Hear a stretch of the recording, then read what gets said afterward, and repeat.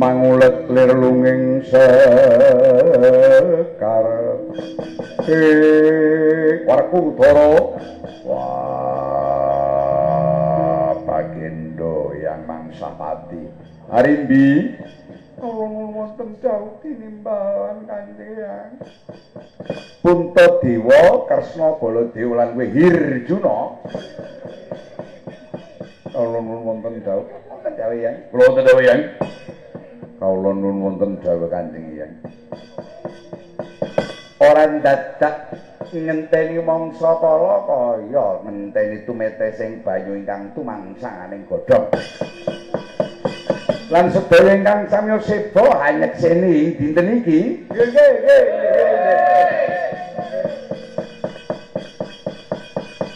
putu kula pun Gatotkaca dinten iki kula biwada atas nama ingkang karajani lan karatoni dados Narendra Samrat kula Prabu Matswapati dinten iki mbiwada dumateng Raden Gatotkaca Kapitan Kelemajan Tengah nggih Pringgondani saterasipun ajejuluk gelar Prabu Anom Raden Harya Gatotkaca para pradonga kula nyuwun munglenipun ladrang wisudan ladrang penganten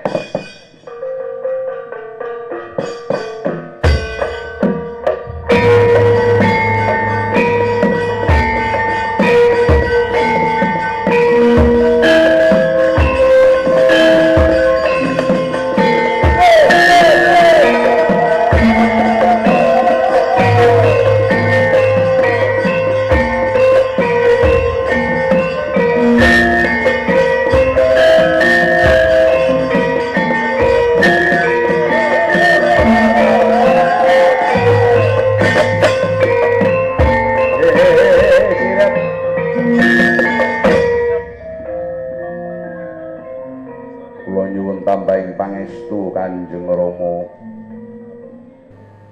ya tak pangestuni Gatot muga-muga kuwi bisa dadi ratu kang amanah raja kang bisa maslahah ya nganti ora bisa makmurke rakyat Jata si dhewe inggih ngesuaken dawuh Rama Kyai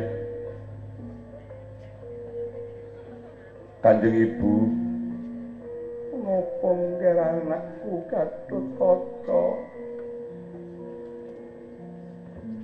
kula nyuwun tambahing pangestu lan kudu cermat sintenanan sirep ora kudu ngau kaya dalan Semarang sirep nganggo hau ngono saiki ditiru karo anakku ngarep ngirep Nova mesti hau uluk ngger Gatotkaca kowe kuwi anak singa dadi mugogor ora bakal dadi gendhek ngger sipu ngerti kalamun wisudanmu kuwi mau ontran-ontranganing coba nanging lumaku kaya udan kang bisa nyirpa baring bumi kula isaken dawuh Paduka Ibu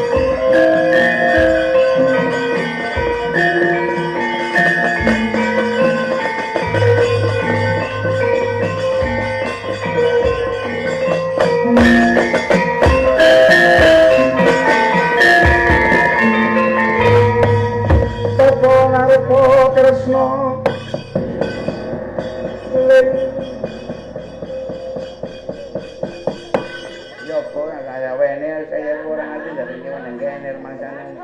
Ditelat mani wis lubar. Mene ngene celeng ngono ora ngene.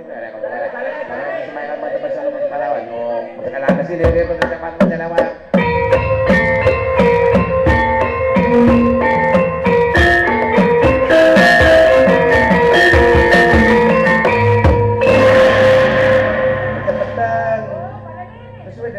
Balik cangkeme. Ini sing galadan kok.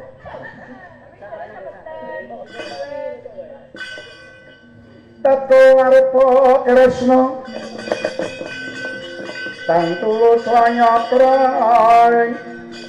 Sang Resi Caknawi putra. Sang Resi Caknawi putra. Anjir ya. Putuku Kresna piye?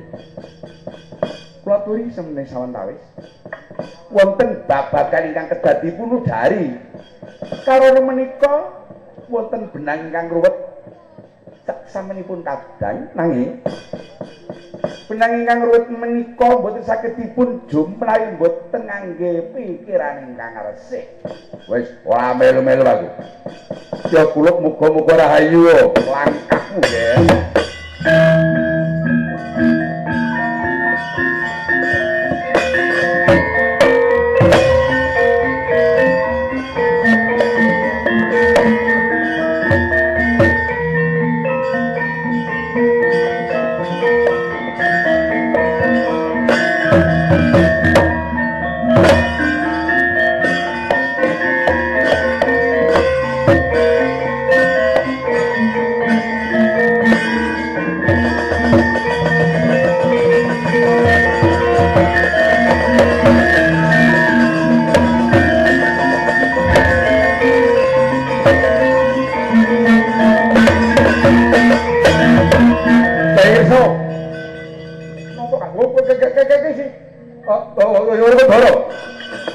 Karo si Rimbi kok malah mlebu iku piye? Piyambakipun menika sampun waskita.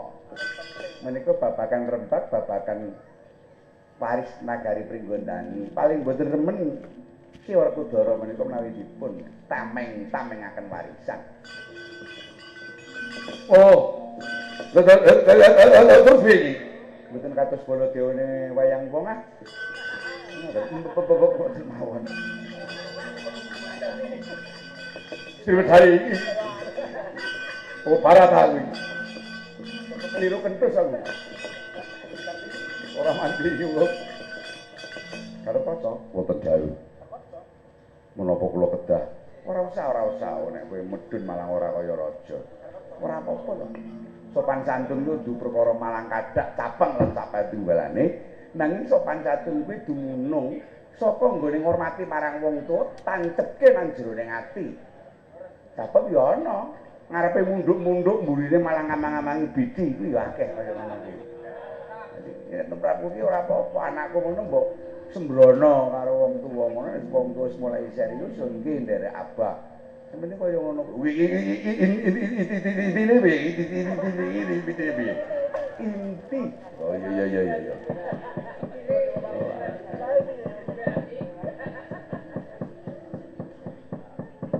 Mara gage temonana pamanmu si Braja Dentok. Iki. Burine Braja Dentok kuwi Pendhita Durna lan Sengkuni. Wis ngerti? Nggih. Tak bisiki ya. Inggih, Pak Prabu. Wis mudeng dereng. Iki pancen aku durung muni kok. Kresnan dagel. Dari buta kawan. Kenali Bengkulu ya. Komplit. Pejabat sing ora. Ngar sing ora ya tetep nggone bagian. Ora katang 50. Ya alhamdulillah. Wayang kulit, wayang santri. Wayang santri ta ora nganggo wiraswara. Ora nganggo. Ini tetap bagian. Dano. Suluk deleng kata kaca. Gaib. Suluk kan gaib. Prakoto gender. Ayo Mas Siti gender Mas Siti Prakoto. Jangan kaya ngomong. Latar. Gurune janah kowe.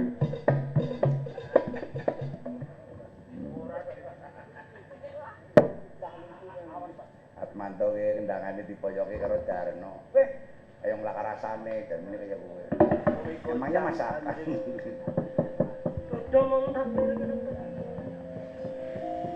Ora sang nganggo suluk Gatotkaca. Apa kang dadi kareping kodrat kuwi anane mung pasrah sumarah.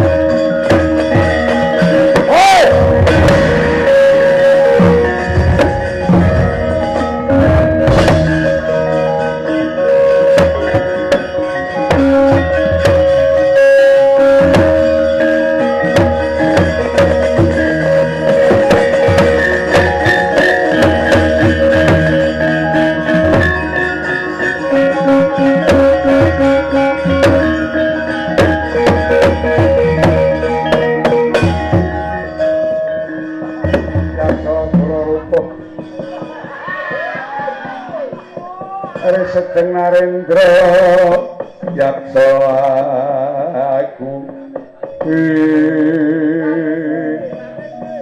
bekti kula katur Kanjeng Paman Gatotkaca dina iki ora ana sandiwara ingkang kudu digelar aning panggung kasunyatan tak baleni dina iki ora ana sandiwara kang digelar ning panggung kasunyatan. Tak pilih tembung-tembung kunci. Mbok menawa kowe kurang ramana, kowe Narendra Gatotkaca madheg jejegane ana pamanmu.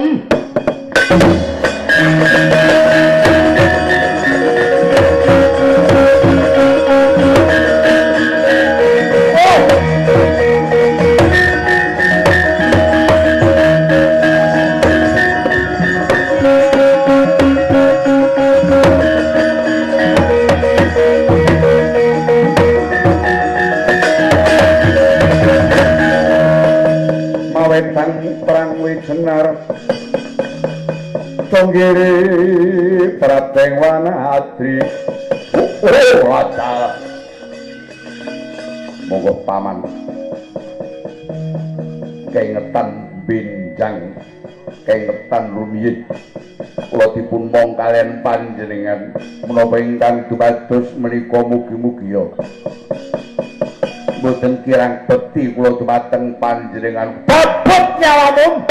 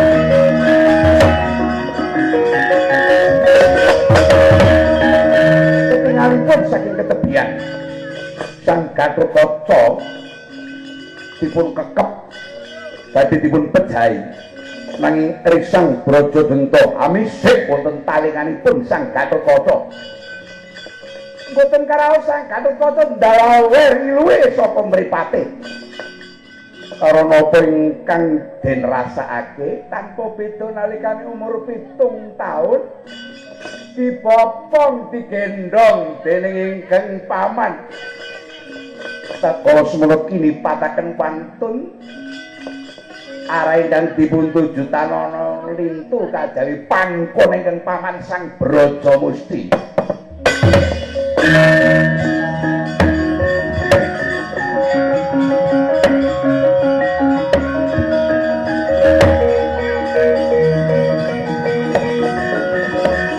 terus pateni mawon kan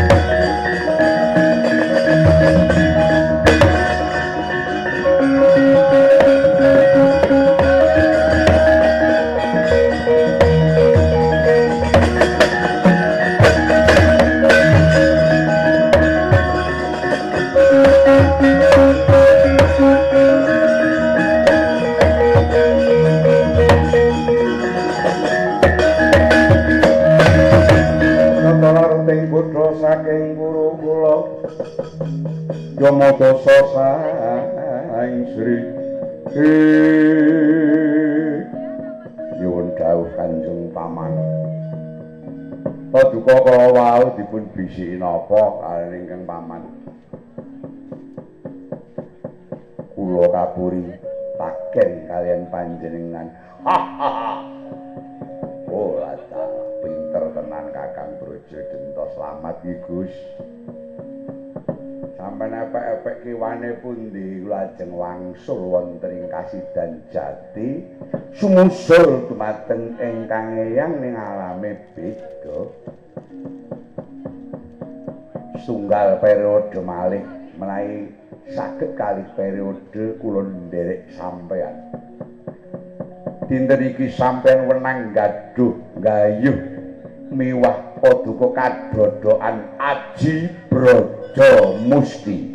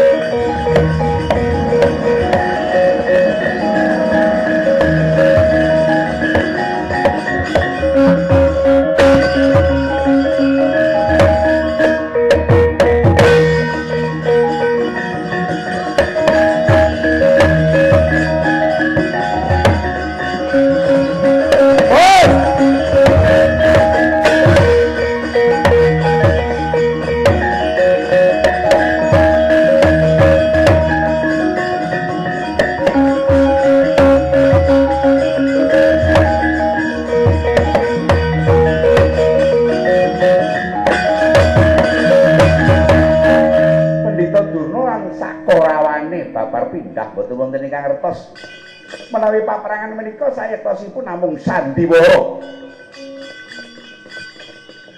nanging saka pinter ingkang padha ngecakake dianggep kalamun iku sanes tek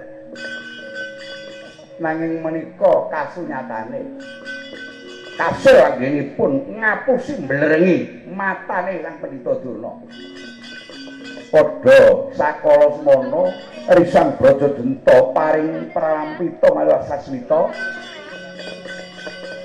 kinen jambak rekmanipun ingkang Paman ning sayekosipun menika namung kangge pawotan lumebeting Sang Brajadenta wonten tangan kanan ing tangan tengen kaduan gadan Aji Brajadenta ical kekalipun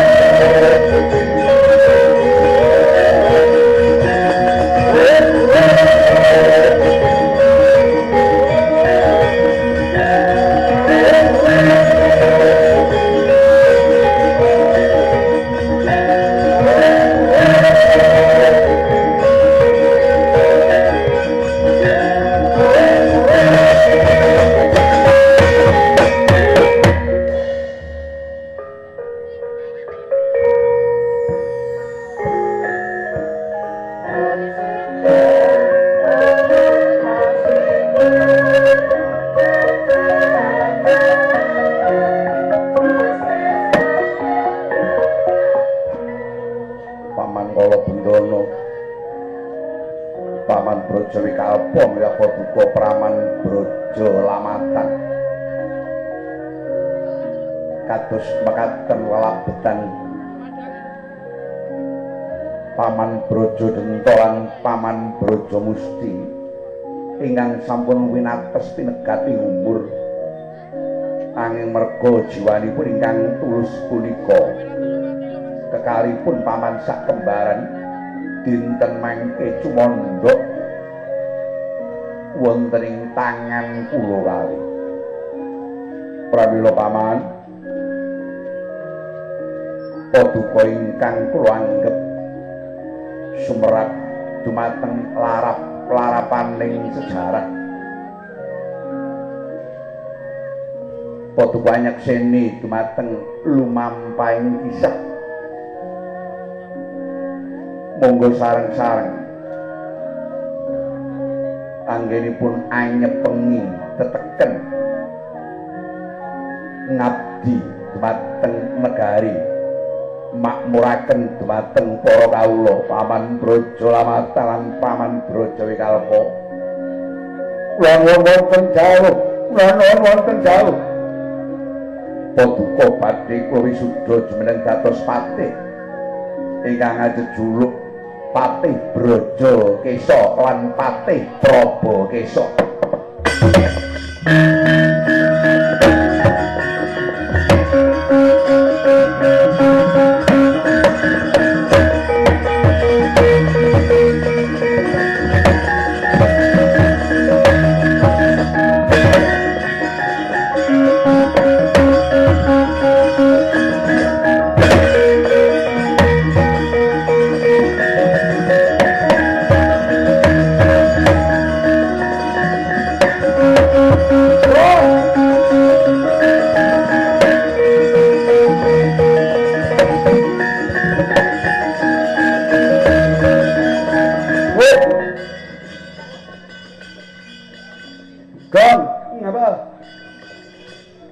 Durna kok.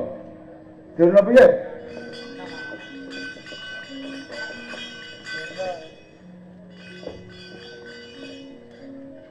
Ya. Ngapain? Durna ki ternyata durung tetak kok. Masa? Urung tetak, urung wong dhek iki wong sabrang kok wong atas angin. Oh. Dadi kulupe sing nempel tak dhuwuring beli. Sik. Dadi durung dislamake. Walah dalah. Nah iya. Wis kono, jajal kaya ngapa? Sadurunge Durna mati dalam keadaan kafir kaya ngono kuwi, tetak ana apa? Beres telang. Nganggo cangkeman wae ora nganggo iringan yo. Telang. Dadang. Tak tulu kulitang de sindene melu dadang tang de dadang tak de dong dang trumpak dong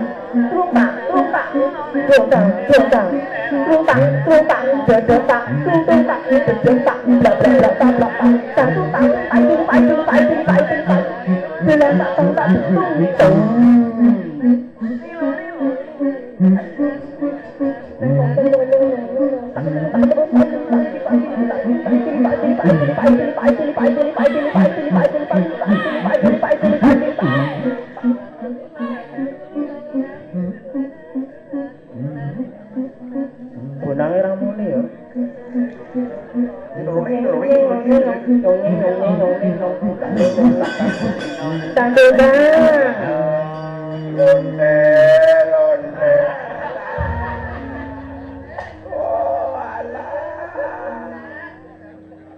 Sing kaya pelatur kuwi tangkemmu Durna.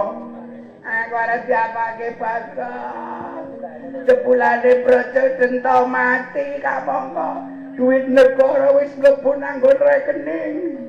Rekeninge Brojo Denta aku arep usul. Goblok, mlebune nang rekeninge Gatot Kaca. Telek dibungkusi. Mripate melek dapusi. Ada mati aku. Kesempatan. Oh, kok tak tutupi tabir sik. Nah, ngono. Ben ora patek saru. Irai. Aku arep dikapake, Gam. Kowe nek urung tetap to. Aduh. Aduh, lah kok diteteli sarungku. Cawet dilepas, cawet. Tarik aku kebutuk. Nah, sorban barang. Kebutuk aja lampune sirep, sirep lampune. Lampune disirep lampune. Sirep, mati pet, mati pet. Nah, ngono kuwi ya. Wes, biar wes. Aduh, lole rambutku getar, aduh. Bismillahirrahmanirrahim. Allahumma sunat.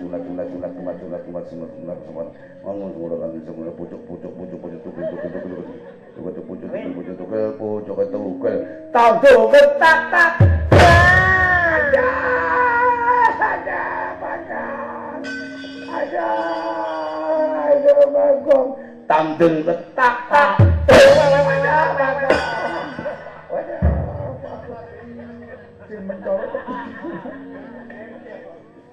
Monggo para sederek, kula aturi mirsani kadanipun Durna ingkang terakhir. Sasampunipun dipun tetaken kanthi secara Islam monggo. Kula aturi 1, 2, 3 terus hore ngaten nggih. Nah, tenang nak, cangkemmu aja cewek ya. Iki wis ana. Yo 1, 2, 3, dandeng ketak tak. Ngono kuwi. 1, 2, 3, dandeng ketak tak.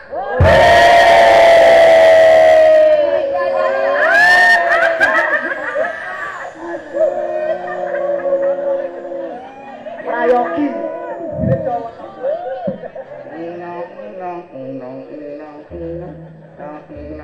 Monggo wis lare nang nembe dipun cetaki kedah dipun tutup. Nggih. Tutup ingkang kedah. Tanganmu metu. Ayo aduh. Nah, ngaten nggih.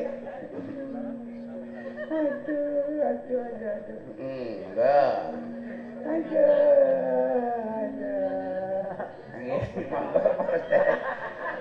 Hadraipun ditabuh hadra oke.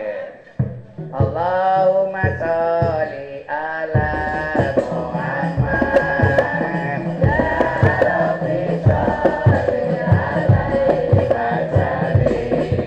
Durna wis sunat beline wis sunat. Durna wis sunat cakep dadi wong Islam. Allahumma sholli ala Muhammad ya Rabbi sholli alaihi wa sallim. Allahumma sholli ala Muhammad ya Rabbi sholli alaihi wa sallim. Ono kawajan asu tenan.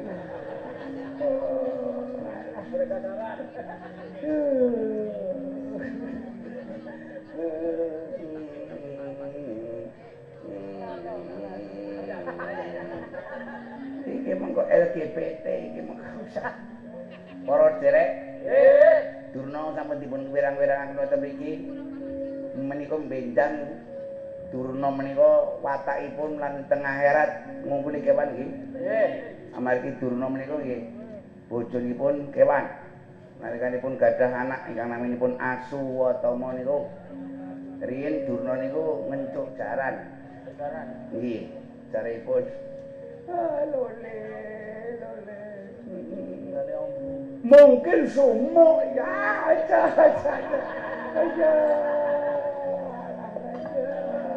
Mungkin sumuk. Ada apa kak? Ada. Kok aja. Ini.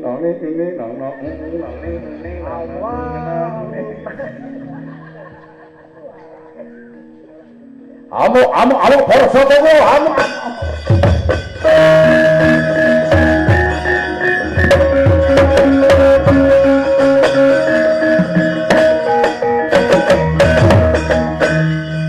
Amuk Surabaya, Jayabroto.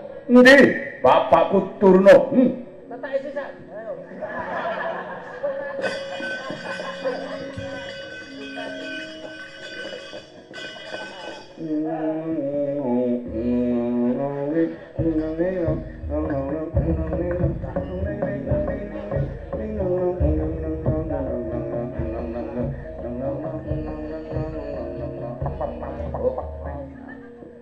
Aduh, Surtayu. Wonten dawuh. Aku popo nang Surtayu. Loh. Bapak Durna wonten menapa, Bapak? Ha!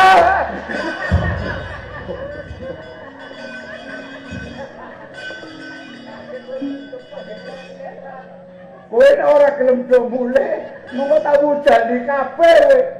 Men kaya kewan watake, kaya serigala kuro. Baik, bali.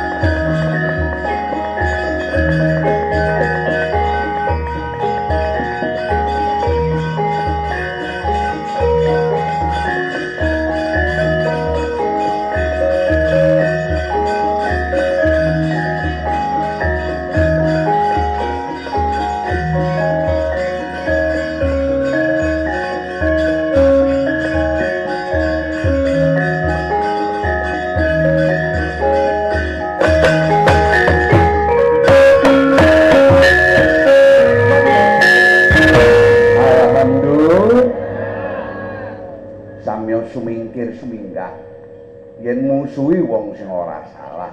Waqul ja'al haq wa jahaqal batil innal batila kana zahuqa. Ingkang baku panjenengan cekelan agama, cekelan hukum negara. Sampun ngantos redor iki, Gus.